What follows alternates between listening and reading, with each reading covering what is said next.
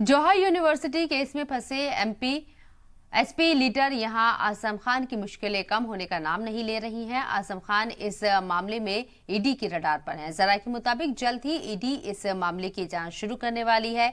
वहीं इसको लेकर सियासत भी गर्मा गई है। देखिए रिपोर्ट।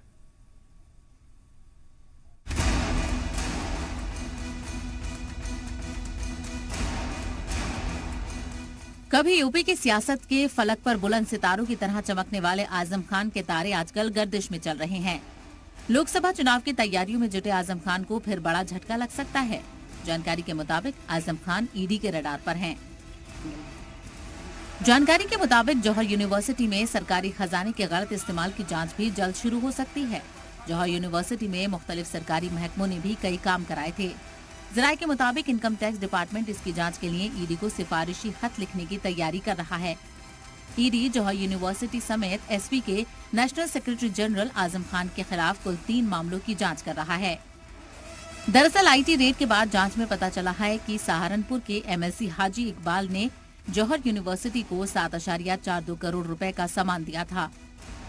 ये इक्विपमेंट सहारनपुर के ग्लोबल यूनिवर्सिटी के दीपक गोयल के जरिए से देने की बात सामने आई है।